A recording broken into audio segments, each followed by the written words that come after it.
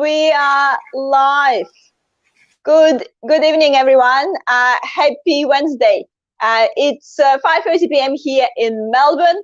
Please make sure pop in your comments where you actually joining us from today. Make sure, introduce yourself in the comments and let us know where you're watching us from, because we are here in Melbourne still in stage 4 isolation. How exciting. But the good thing about isolation, it's a great time to learn something new and also to transform and adapt your business for the online world. So with so many conversations happening online at the moment, it's important to stay connected online, and particularly on LinkedIn these days. But we all know LinkedIn have a lot of different features, LinkedIn Premium, Sales Navigator, and so on. But is it worth it? Is it worth you like investing in the paid features of LinkedIn? So that's something we're going to unwrap tonight. And, Andrew is going to share with us his, props and cons when it comes to LinkedIn Premium. Is it a good choice for your particular situation and so on?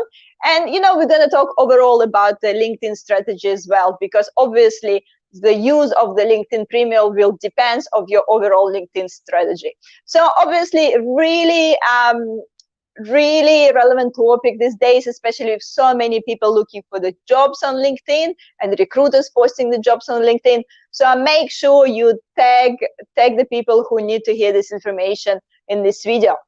So, but before I pass it on to Andrew to introduce himself, I just want to remind you quickly that we are going live tonight on LinkedIn, Facebook, and YouTube.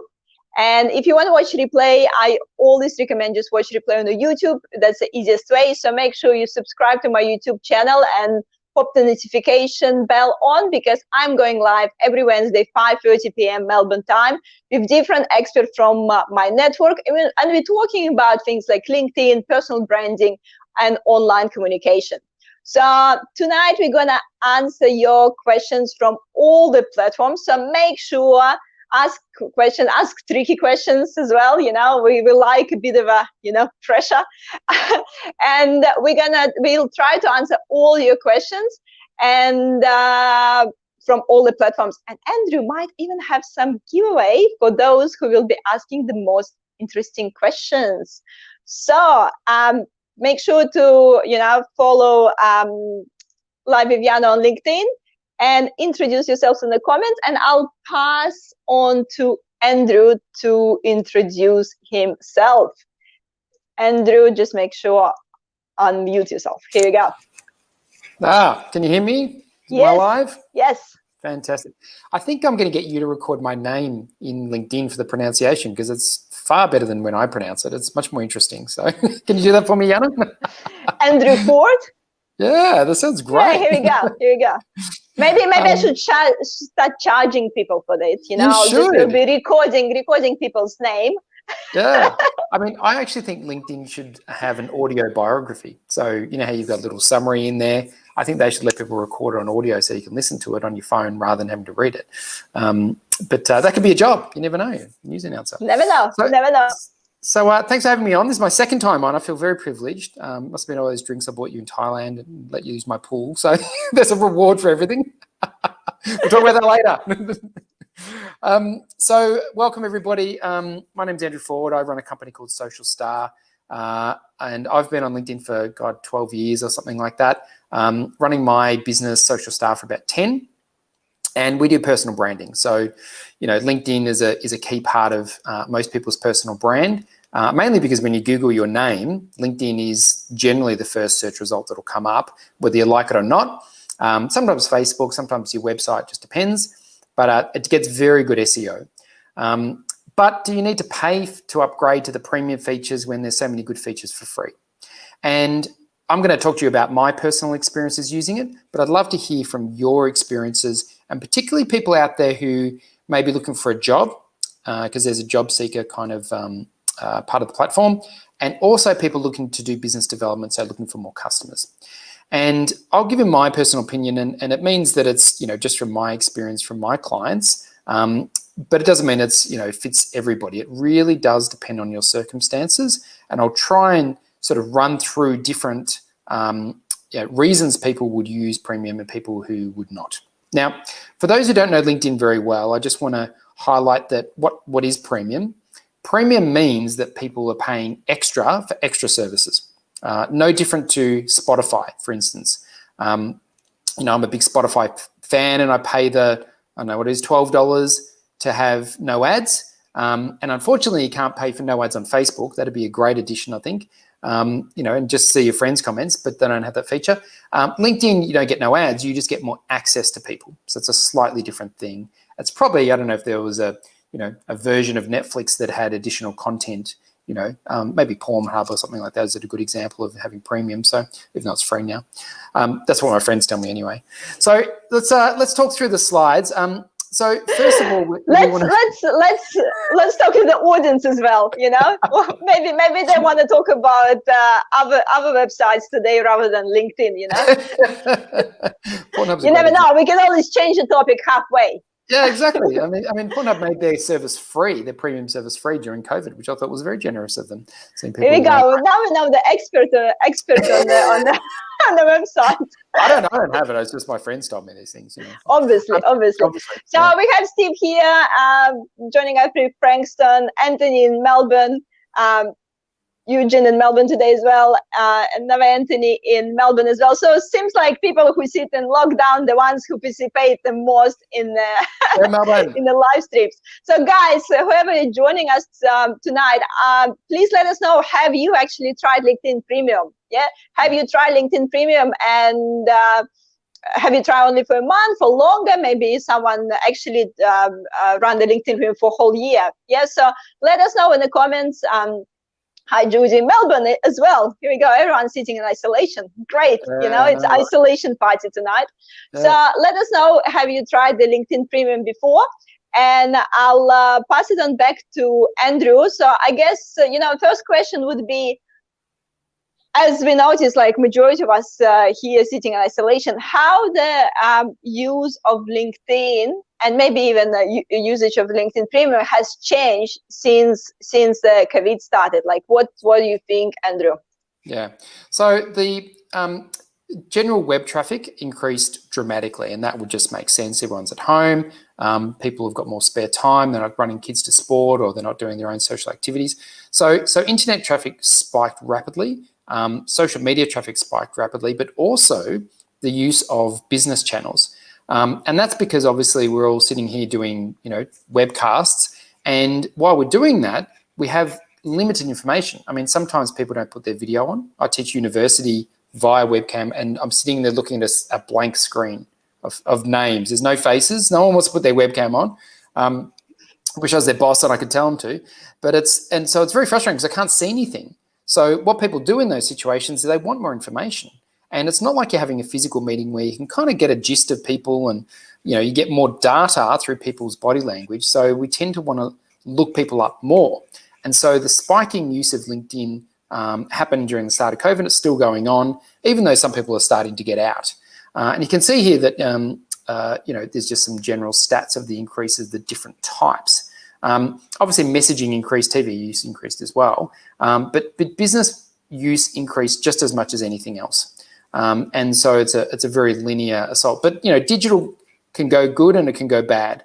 And there's some funny stories. And the one on the left here was a boss who was presenting on webcam, and he turned himself into a potato and didn't know how to turn it off for the whole time. I don't know if anyone saw the priest who did a webcast, and he had the Snapchat filters on his head the entire time, things like that. And obviously the kids playing with the computer while you're there, or running past and giving you a hug or something is kind of awkward at times. So they're the challenges of digital. But the reason I wanted to show that is that we think that that's funny. How could you do things like that? But what have we done to improve our digital now that all these other people are looking at us? And what happens is people look other people up, but then they don't feel like people look them up. People won't find that information on me. And I'm like, I Google people all the time because it's my job, and I'm, pretty much a stalker. And so the stuff that I find of people is crazy. We keep finding interesting things about you, like the website you're watching, you being a stalker. Exactly. People are going to rush to buy my book, I'm sure. And And so, looking up people online is, all you have to do is a quick Google search, look at 1 or 2 pages, look at the photo images, and it's amazing what you can find. In fact, I picked up a new client last week, and when I Google her name, her sister comes up because she's a Insta famous, used to date a rugby league player. And, so I was quite interested. I followed the stream of, her social media because she's interfering with my client's social media, who's a, professional business consultant. And she's an Insta famous, wears bikinis all day and, but also had a few business failures. So it's not even positive news stories. It's actually a little bit negative. And she's like, well, how do I get rid of that? I'm like, well, you can't. All you can do is share the good news. So look, digital's tricky. And as I go through this, I'll give you a few tips on how to do it better so that when you pay for premium, you can make it worth the money, because that's really the key. Can you get the money back from what you're paying? And, Spotify might be $12, but, LinkedIn can be, up to $100. So it's kind of expensive per month. So yeah, let's I guess dig in about what actually you're getting than you signing up to LinkedIn Premium. What's so special about it? Yeah, there's a couple of different things, and I've got some screenshots of what you can get. But you can just go onto LinkedIn and look at the various ones. We might go through it later. But essentially, you're paying for access to talk to people. That's what you're paying for. And the thing that LinkedIn promotes them a lot is in-mails. So an in-mail, which is a trademark thing, is actually a service that you can send an email to anybody on LinkedIn, whether you're connected to them or not. So it's a cold call. And they promote that and you get a certain amount per LinkedIn Premium. So I think you get 3 with the basic career seeker package when you're looking for a job. If you upgrade to the business one, which is about $60, you get 5. Now, my personal opinion is that these are useless. From the customers I deal with, my main target customer are high-profile business people, CEOs, the people who are actually decision makers. So there's a lot of people wanting to get to them, and none of them read emails. They just don't. Now, there could be people that do. It feels sometimes like ad. Then you're getting, I'm sure everyone experiences it sometimes, then you get an email message. You don't even always want to read it because it's instantly feels like it's advertising. I don't know if it's my perception, but that's kind of a perception I get. If I see email popping up in my inbox, for me, I already feel like someone trying to sell something or, not just connecting with me. Yeah. I'm actually not sure, guys. Do you feel like this about email? So just pop it in the comments as well. Yeah. And the thing is that the reason why you feel like that is because that's what it's built for. I mean, they are trying to sell it to you. If they were going to connect with you, they'd press the connect button, wouldn't they? So, and the point is, my whole philosophy is not push marketing and selling to somebody. My whole proposition on using all social media is e-traction, bringing people to you. And that's why you build a brand, and that's why you have it's a different philosophy, and I'll share a little bit about that. But essentially, an in-mail is basically a cold call. So if someone gave you the phone number of a CEO, or a target customer, does that mean they want to talk to you? And obviously, the answer is no. They don't want to talk to you.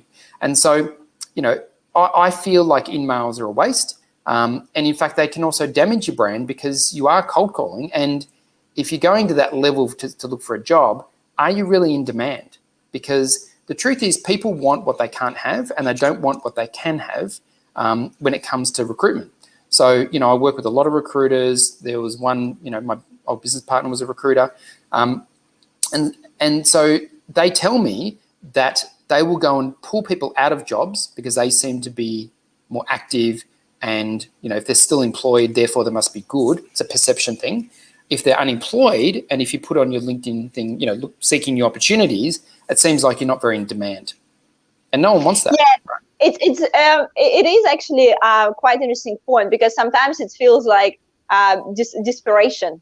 And we've been talking about it with one of the other streams when we were talking about finding the job on LinkedIn. And it's a tricky thing. You know how people pay the circle now? You can put the circle on your LinkedIn saying open for work. And in one side, yes, you showing and you're visible that you're looking for a job, but then and another side, it can make you perceive as desperate, as someone who really wants a job. Yeah. And my number one tip to people who are unemployed, and there's a lot of them, and I like to help them as much as I can, is that if you are unemployed and you don't work, don't say that you're working somewhere for a start, because people don't close off their job because they're like, well, then I don't have anything to say. Make yourself a consultant. Andrew Ford, consultant. And what you then do is you write down what you're good at. And so, because what people do is they position LinkedIn around a job, and you're not your job. You're a service provider to a company doing a particular function. Your job title changes and evolves. The difference is if you're a CEO, because it's a slightly different value proposition. But for most workers out there, instead of saying, when I was, mainframe marketing manager for IBM Australia, that's interesting, but it doesn't really tell me about me. It just tells you what I do at the minute. So if I said more like I'm a, professional marketing manager helping build organizations through digital marketing, that then says more about me and why someone would want me in the future. So you instantly make yourself a consultant. You don't need to set up a company. You don't need a business website. You don't even need a company name. Your name consultant, and write down what you do. Now, you may never consult. You may never actually get a client, but you might. And who doesn't need a bit of cash flow while they're looking for a job? Because a job is binary. Yes, no, yes, no. And if you are talking to somebody only to get a job and they're not hiring, you've got no reason to talk to them. So my value proposition to them is make yourself a consultant and tell them what you're great at, it's fantastic practice to try and crystallize what you're great at to a paragraph. And if you can't do it, then you need to come and see someone to help you see all the different things that you're great at and then distill it down to that paragraph, right? Because if you don't know what you're great at, how are you going to get anyone to hire you for that? So it's great practice for a job as well. So you do that, and then you're a consultant, and then you can go out and talk to people about solving their problems, which then they might hire you for, right? And the thing is, this is a great slide right now. So when you are applying for a job, through Seek or something like that, there's 100 to 250 people applying with you. And right now it's extremely competitive. My son's out of work, he's only 15, but he wanted to get a job at fast foods, and they're inundated with airline pilots and restaurateurs and, all these qualified people who need a goddamn job, right? And so he's got no chance and, zero experience and so forth.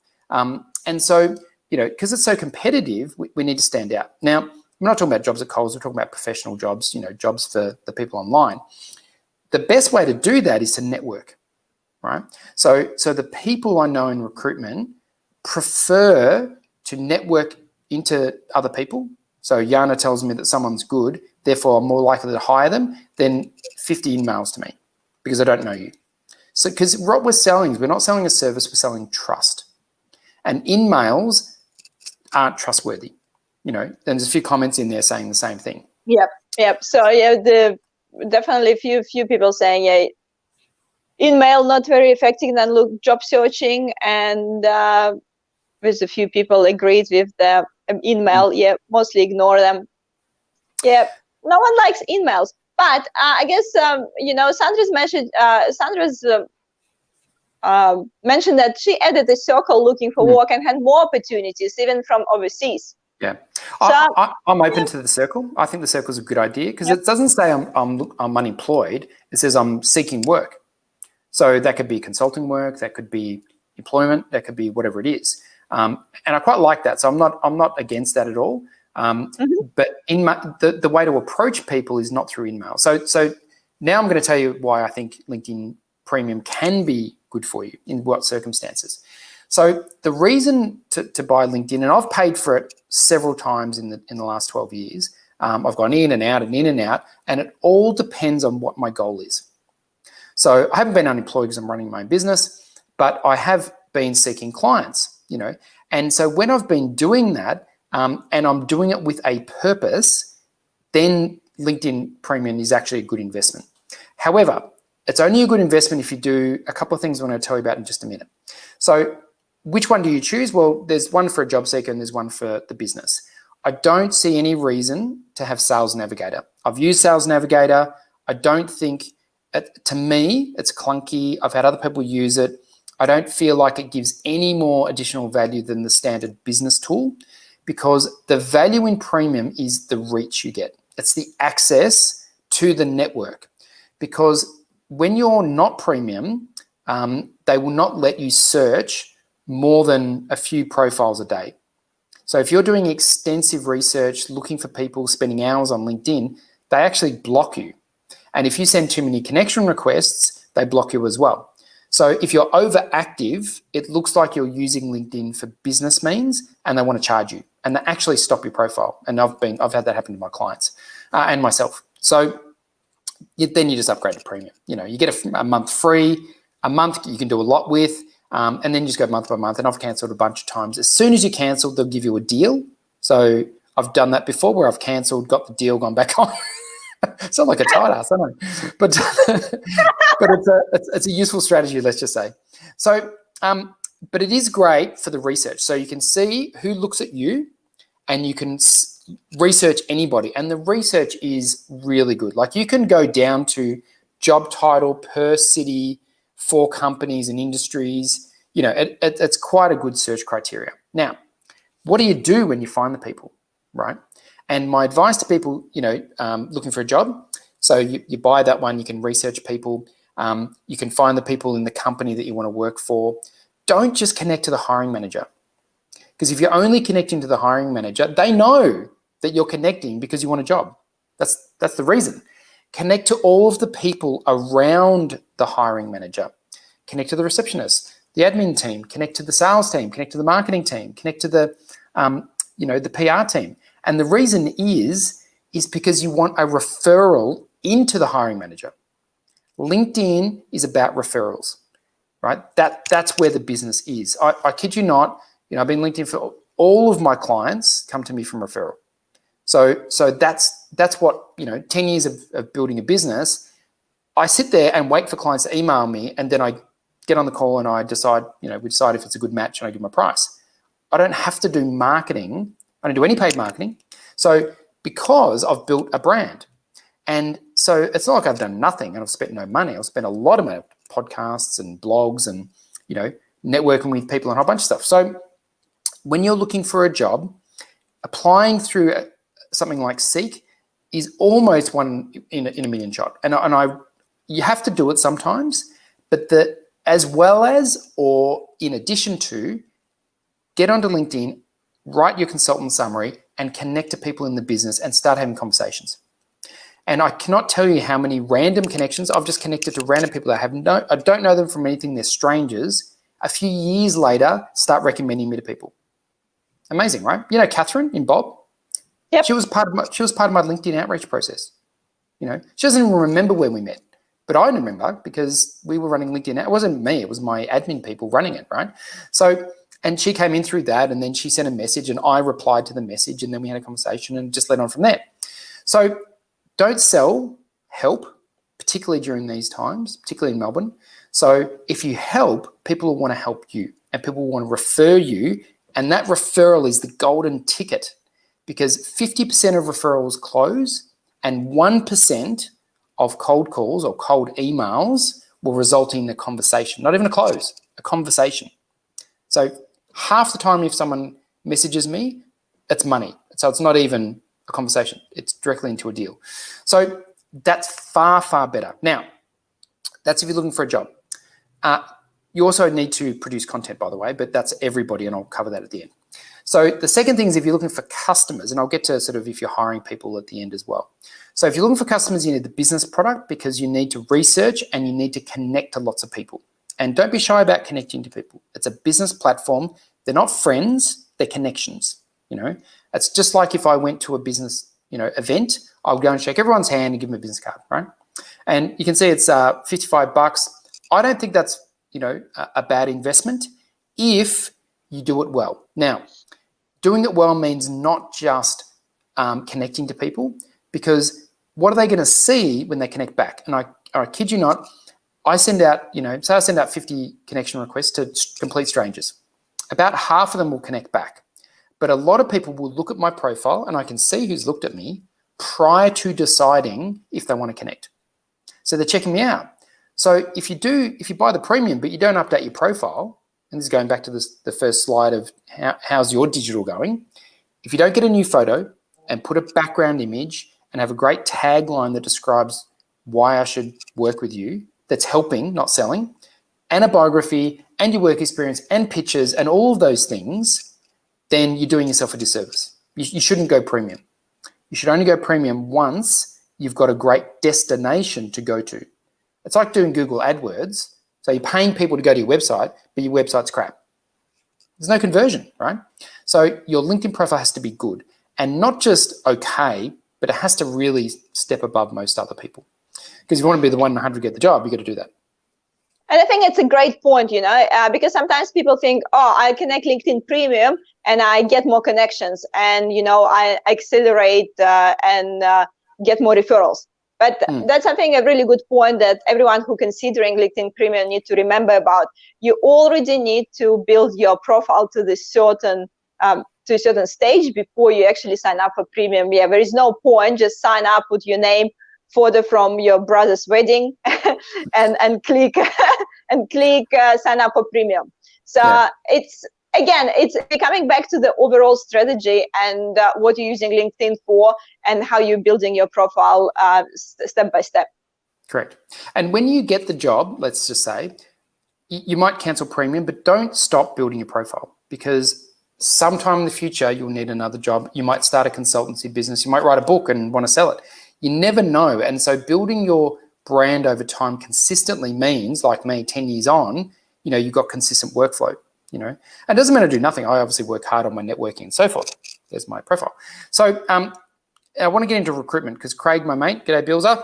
We had a chat the other night. There you go. Yep. We used to work together at HP. Fantastic guy. So if you're hiring, I get this question all the time, and I just completed an assignment with a hospital who was had a problem in recruitment. And it's not necessarily my core speciality, but I went, I'll give it a go. And my process, same process, worked extremely well. Now, interestingly enough, they paid for the Recruiter Heavy, the one up from this, the most expensive version, and didn't use it. So it didn't have any impact on them because it's ads. They were doing ads, right? And advertising is not as effective as referrals, right? So what we did is we took a different strategy because they did it for 3 years, didn't work. So what we did is we branded the people who were the two owners and the hiring manager. So the person who's going to work, they're going to work for. So therefore, if someone, did go and check out who this hospital was and who the people are, they'd look great. And that was a combination of all the things I just said before, but also producing videos and also written blogs about the culture, right? Because they were selling the hospital and not the culture. And people work with people. They don't work, they don't matter about the building so much. So here's what to do. If you're going to want to hire someone, write a blog. And Craig, you need to update your LinkedIn profile, so I'll help you with that another time because I looked at the other day. And accept my connection request, which you haven't done. And if you need video, Craig, you need to connect with me, yeah? Exactly. Get her to pronounce your name. It's very hot. So what you do is you write the job description as a blog. As someone, say I said to my mate Craig, oh, Craig, tell me about what you want in this position. And they'll go, oh, we're looking for, a young person to come in and do this and this and this. And we want them, to have really high energy, and write that. That is a personal communication type of blog that anyone can understand. And it's not necessarily that the person who wants to work there reads it, but if I read it and I went, oh, I know someone like that, I would then refer them, right? So, which is what you want.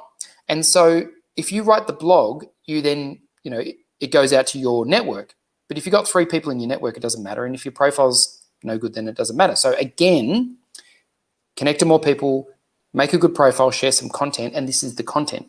Now, what you want to do is to have other people share that blog to relevant people. So if you write it in a good way, and get a writer to do it, I've got writers if people need them, I can refer, to make it a bit interesting, a bit heartfelt, about the culture, the feeling of working there, not so much, the hours and the salary and that sort of stuff. That's the next step in the process.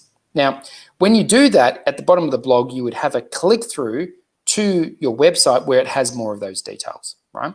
And you can actually measure all the clicks, with your Google Analytics. So that's how we do it. And we actually did Google AdWords to promote the blog. And then people would read that and then they would go through. And we did all the linkage and all the stats, and it went from 0 people applying for these jobs to they hired, I think it was 13 people in the first 3 months, who and one person said, I read your blog and I want to work there. And they didn't have a position for her that was correct. And she goes, okay, I'll take this lower position because I'd rather work for you and feel like it's a family than work at these big hospitals, right? And so, because people decide on things with their emotions, their feelings, as well as their head. And a lot of time we just target the head and we don't target the people. Just remember you're talking to people. So don't sell, don't send emails, connect to people and see what you can do to help them. We have quite a few questions coming in, Andrew. We already, up to half an hour into our live stream. Let's just have a look at a few more questions that we're getting, because I know you have a lot to share with us. Just then I have a quick clarification here. When you're saying referral on LinkedIn, do you mean having a LinkedIn member refer to another LinkedIn member? Because you do talk a lot of referrals. So yeah. So referrals are the lifeblood of good business. And so recruiters, I've got a recruiter mate who, we used to work together and then we started having lunches and we catch up. And so we're like friends now, business friends. Don't see him that often. Like I haven't seen him in a couple of years, but when he has a marketing role, he sends it to me and goes, 40, do you know anyone who could do this? And I think about all my network and I send him a few examples, because that's far more efficient than him looking at 100 profiles and trying to figure out if they're good or not, right? And that's what everyone does. I mean, when I was a corporate employee, they would pay me $1,000 for every new hire I brought into the company, because they know that people like me would be a good cultural fit if I'm a good employee. So we are seeking referrals, but we don't give people the ammunition to refer us, So when people say to me, if I was referring Yarn to someone, I'd probably send your LinkedIn link to them. I probably wouldn't send you Facebook because, they can't connect. They might be able to see it, and it's probably contextually irrelevant. Now, you may have a website, but your website's trying to sell stuff and it's not relevant to who you are. So I think it's a far better way to refer, correct? And I found it more personal than the people introduce me, like, for example, in LinkedIn, in the messages, instead of sending email. And I must say, from the referrals through the email and through referrals through LinkedIn, I always get a better result than someone refer me in LinkedIn message, because it feels more personal. Then someone send the email introducing to people, and those person might be a potential client, and you reply and want to set up catch up for a chat or something like this. The email get lost, and it feels more impersonal. And if the person didn't answer you a few times, you stop sending those email. Where if it's you connected on LinkedIn, then you can obviously connect through your content as well. You posting content, you popping up, this person might remember about you again, and you can start the conversation again. I found it way more effective than someone referring me on LinkedIn compared to introducing me through emails. Yeah, and no one wants any more emails. I mean, emails sort of the bane of, it's useful, but I don't want more of them. And instant messaging is far easier to send a quick reply. It's just a less formal means. So it's a great way to do it. Someone mentioned before that they get so many random messages of people selling stuff. And I've got to cover that. That was a couple of people said the same thing. And David, mate, I feel your pain. Like every single time I connect to people, I get a lot of inbound requests and I accept most. And I know that as soon as I click that link, I'm going to get an automated message selling me stuff that I sell to other people. We can build your websites. And I go, mate, I build websites. I build 200 websites. So, I don't need your services, but it's automated or it's VA. And I know that. I just ignore it and I go, whatever, they're in my network. They could be of use, at some stage or whatever. So, it doesn't stop me connecting and I ignore the messages. But what it means is I miss all the good messages. Sometimes I scroll down on a Friday and I'm like, God, on Tuesday, someone sent me a message saying, can we have a phone call about business? And I'm like, man, because I got flooded with the other messages. So my personal opinion is don't send messages. Connect, press the button and don't write a message. And the only reason you would write a message is if you've just seen them, like I presented to an MBA class on Sunday. And I connected to people. I'm like, hope you enjoyed the class, But if I don't know them, I won't send a message. And the value of my profile will mean they'll either connect or they won't. which is showing their interest. And if they don't connect, that's their that's fine. Their choice. Yeah, Their choice. I agree. I never send the message to people I connect, but I always send message to people who connect with me. Yes. And asking them why they connect. Yeah. 100%. In this case, it's a different. You're positioning yourself differently in the conversation. Yeah, we send a blog. So when someone inbound connects from goes, thanks for connecting. You might enjoy my latest blog, and about half the time they send a message back going, oh, that was great, thanks. Thanks for the blog, because they want to connect with me. Now, and we sort of have to remember that it's engagement. When I did email marketing back in the day, we used to buy lists from people. This is like 15 years ago. And the thing is, having a random list means it just reduces your number of opens. We were getting 1% open rate. And I'm like, what's the point of that? You're spending money for nothing. You're annoying people. So now what we do is I cull my database all the time. I just take people out who are relevant or have unsubscribed because they don't want to be there. I just delete them. And so what we have is now a 60% open rate of the email. And I hardly ever send emails because only when something is interesting and useful do I want to share it. And if you take that mode, then people start coming to you because you're not scary anymore. You're not going to sell them. And so, and I take the same proposition when I'm doing sales. Like I had 2 clients this week. I was just telling, I got a group coaching program that was on before this. And I said, I quoted them a year ago, and they both got referred. We had some conversations. I quoted them, nothing happened. And they both just came back and said, we're ready to go. So you've got to have that sort of non-scarcity attitude of, I'm going to talk and help lots of people. And some of them will come back when they're ready to buy. I don't need to sell to them, just allow them to buy from me. That's a far better way to do it. And if you're not getting any leads, you're not producing any value, I would say, or you're not positioning yourself clearly. So work on that rather than just selling to more people.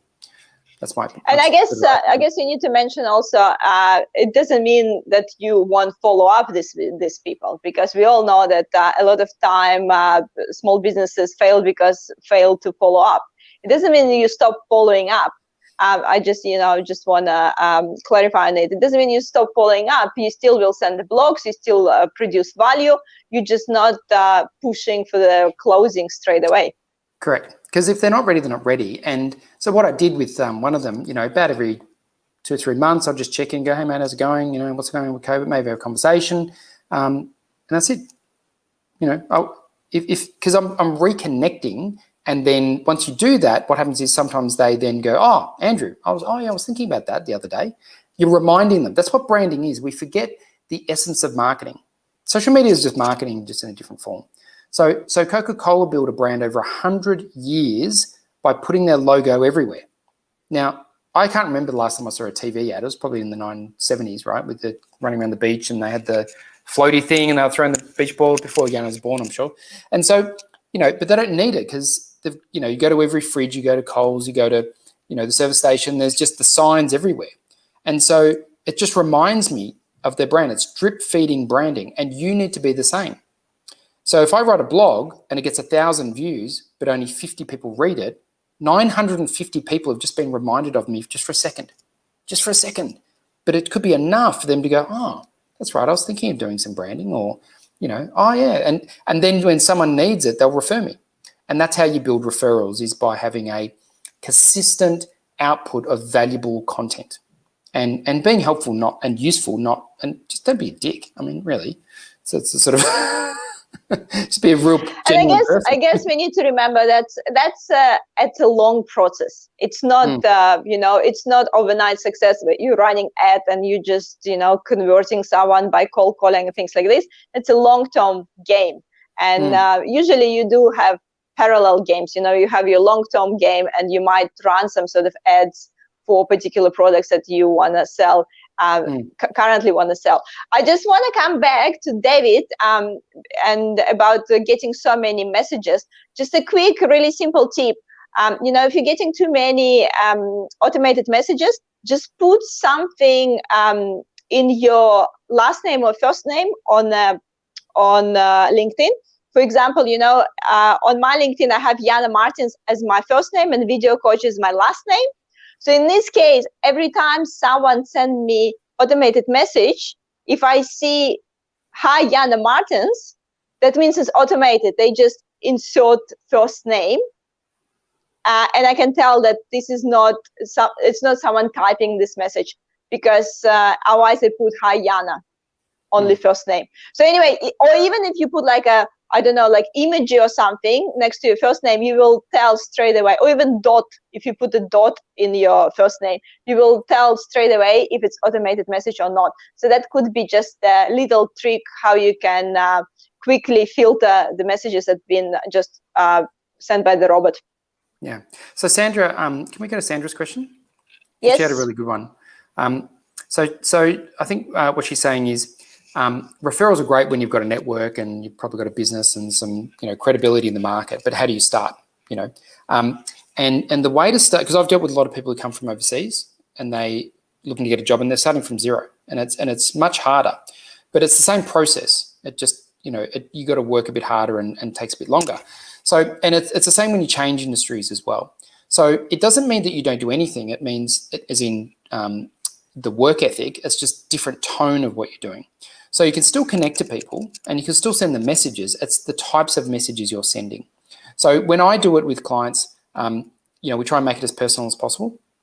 So when I connect to somebody and you want to send a message, you would make it seem like it's not a bot, like Jana's saying. So, and it could be, somebody, you picked up something, you've read their blog or whatever. Now, what's best, instead of asking for something, offer something. Yeah. And offering something isn't a free 20-minute interview, because that's a sales call. I mean, we all know it, right? And so go to their profile and go to their blog and like and share their blog, because they're going to notice that. I notice when people comment on my blog, it gets my attention. And so if you're not prepared to do that, then why should they talk to you? So essentially go and do stuff for them. And, if you're out of work, you've got plenty of time, you spend 8 hours a day, you could go through 1,000 profiles in a week, and go and add that value and then connect. So you offer value and then you connect and then have something for them. I started off, and this didn't work particularly well, to be honest, is, I'd see people who have mistakes in their profile and I'd send them, this could be improved. Like, your photo's not very good, it could be improved. But they didn't like the criticism, so I didn't sort of work that well. So what I sort of started doing from there is, if I saw people that were out of work, looking for new opportunities, I'd just message them and go, hey, I see you looking for work, how's it going? That was it. It's a question. And they come back and go, oh, not too bad, and I'd be like, oh, what sort of work do you want? Oh, maybe I could, introduce some people. And I was genuine about it, though. Like, I actually would go and introduce them to people if I actually understood what they did.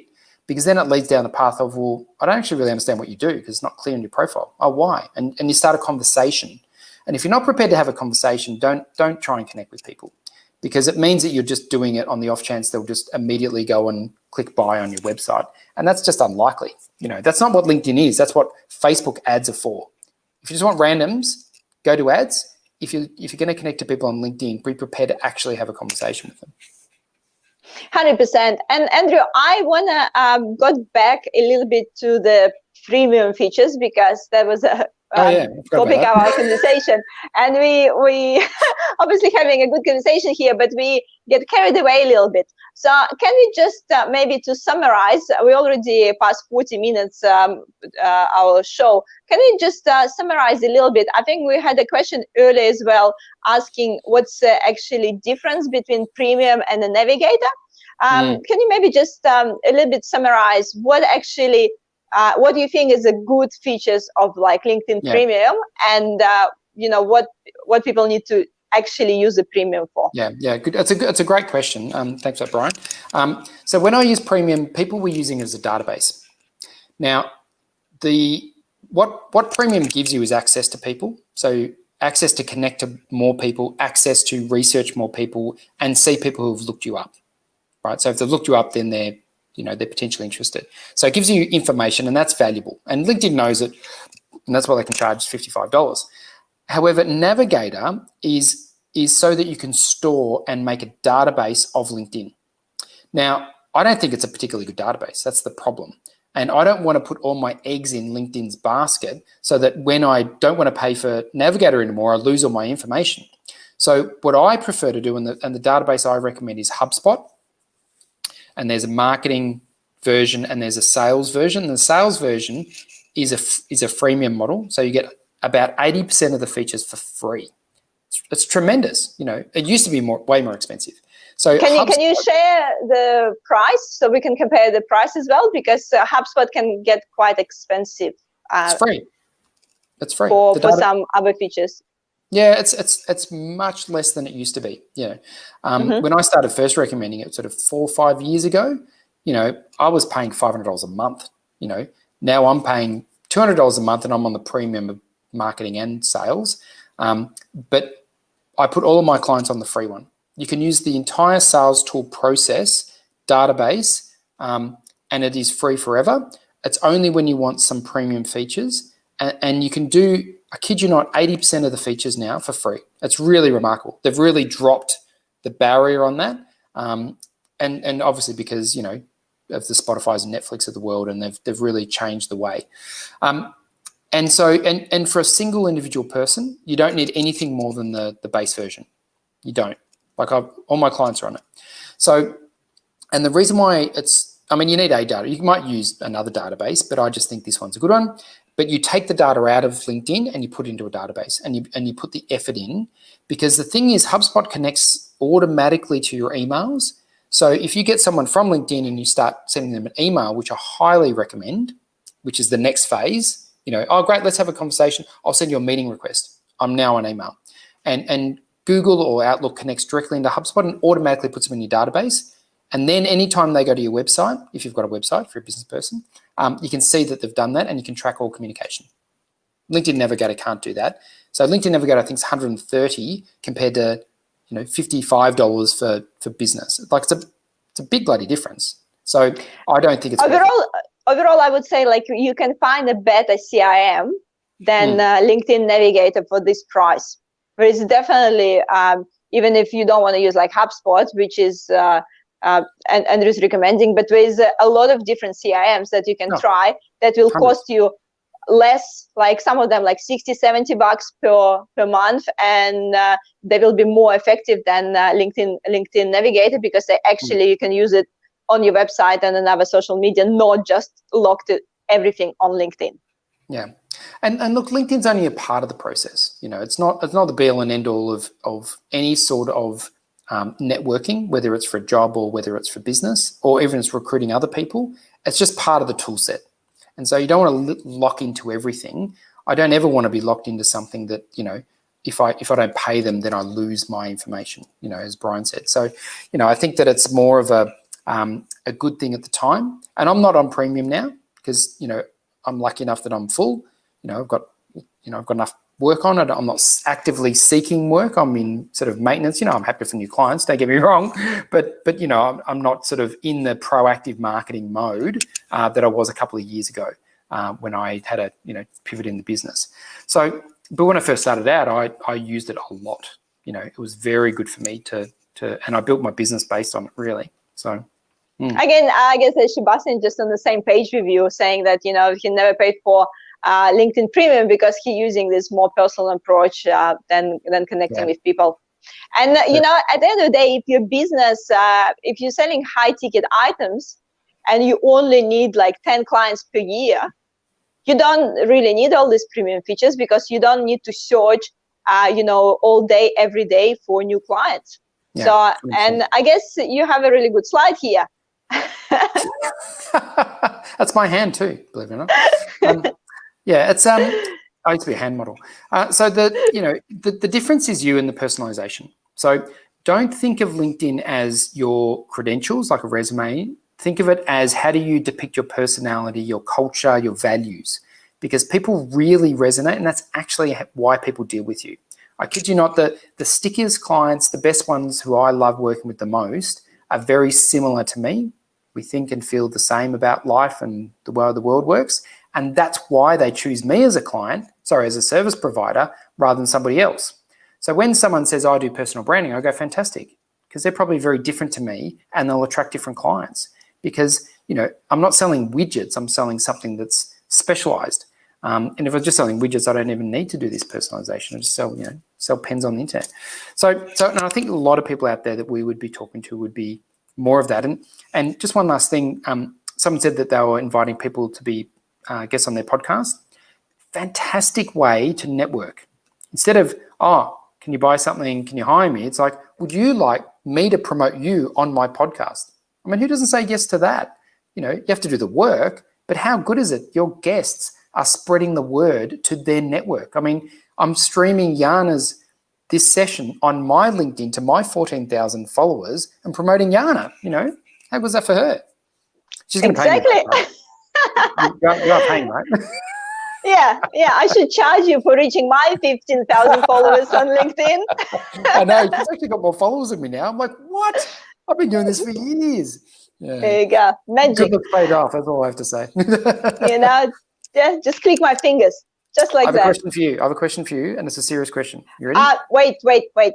Before you ask me a question, guys, we have 10 minutes left. I just want to tell you that we have a giveaway as usual tonight. Andrew will be giving his book. He actually even have a hard copy of his book. He's gonna mail it to you.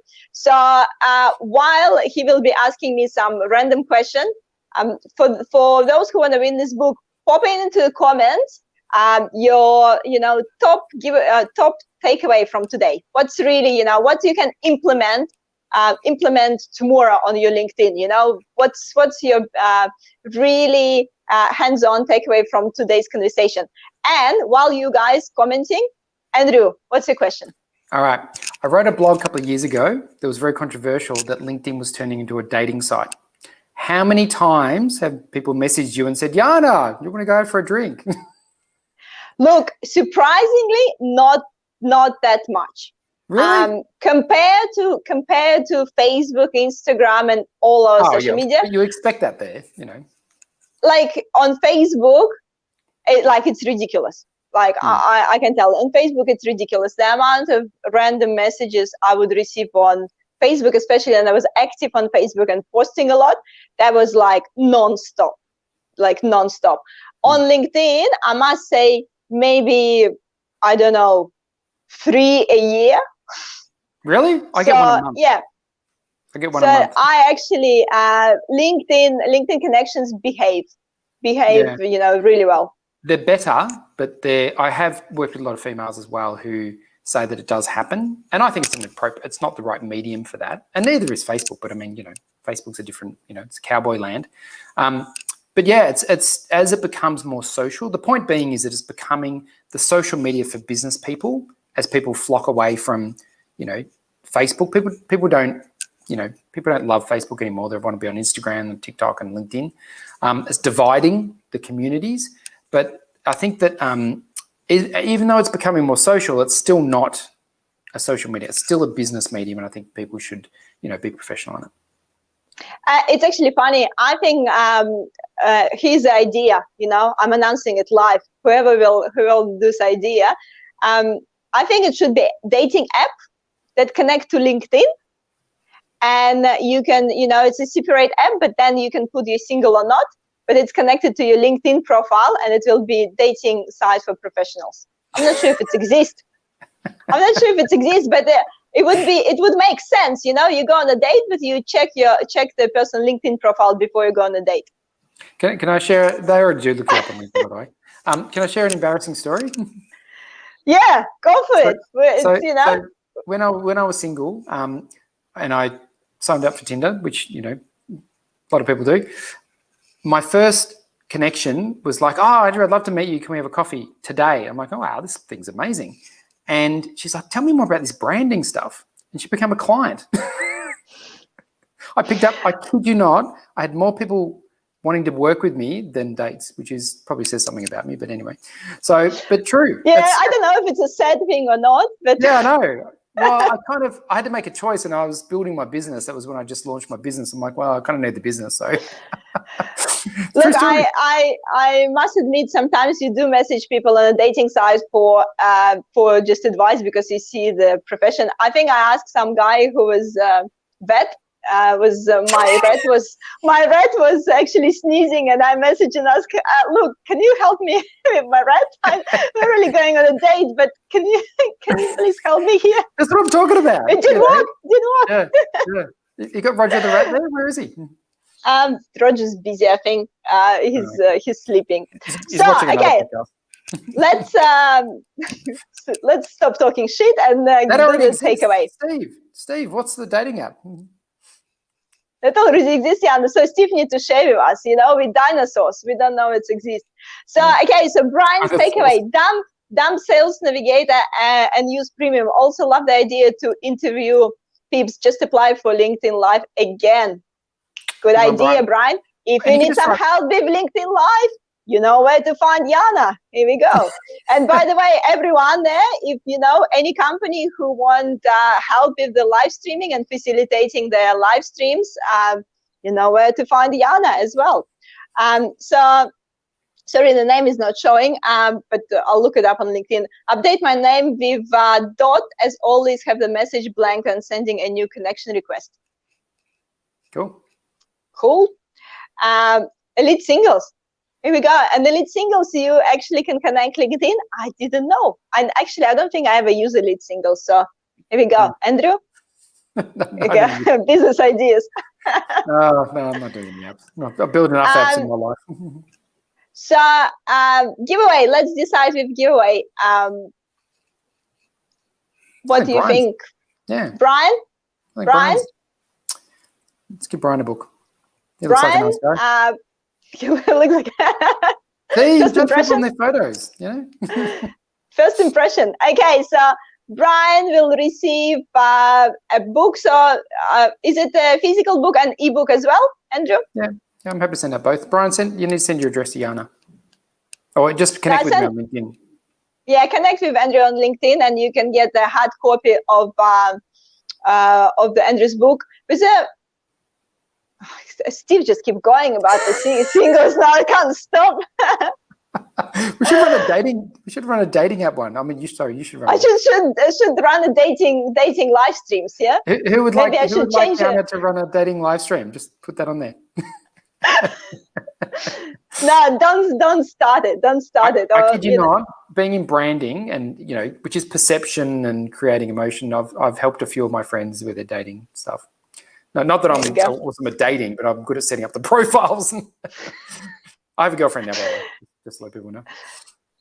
Okay, so Brian saying thank you for getting the book. So anyway, guys, everyone who want to connect with Andrew, please connect with him just on LinkedIn. Probably the easiest way.